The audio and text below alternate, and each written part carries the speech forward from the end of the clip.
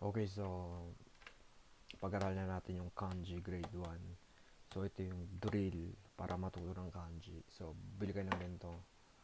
So yung gusto kong common ang pangalan ng gumawa nito. Nakalagay, 'di ba? Common. Ito yung bili nyo sa mga libro. Makikita nyo doon. Bili kayo ng mga ganito grade 1. So turo ko na. So punta tayo sa first page.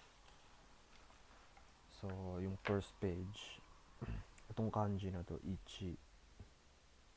De, hitotsu, hitotsu. Ito, ang basa, 1 gatsu 1. So, January, ang ibig sabihin na ito. So, sulat natin ha.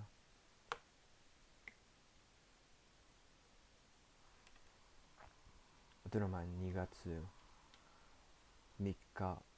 Ito, February 3, ang ibig sabihin na ito. So, 3, ibig sabihin, number 3, diba? So,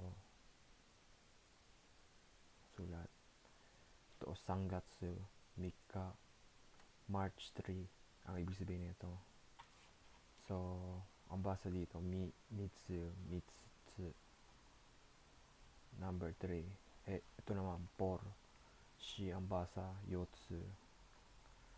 Ang isa pa niyang basa. So, pag binasa nito, shi, gatsu, April, ninaru. It's April now. So, ayun yung ibig sabihin niyan. Ito naman, go. Ito naman, May 5, ang ibig sabihin, itsuka. Itsuka, ibig sabihin,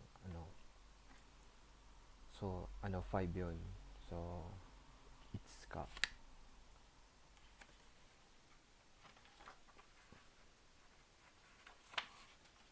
Okay, so sa likod naman, ichiban me.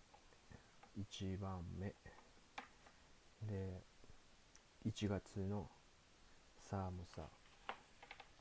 So, 1. 2年生. So, second grade ang ibig sabihin ng 2年生. De, 2月 February no yuki. So, ibig sabihin ng yuki, snow. So, pag ang ibig sabihin niyan, February na may yuki, ay ang ibig sabihin na may snow. Ito naman, 3月 3月になる。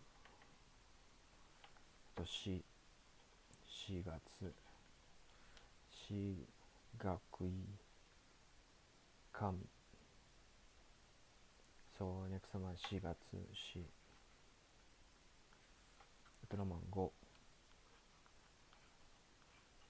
人. Sabihin 5 tao no koru. Sabihin ng nokoru, tumira, natitira, ganon. So, next, 5月. So, May, ang ibig sabihin ng 5月の休み. So, ito yung una sa kanji. Grade 1. So, next na tayo sa kanji grade 2.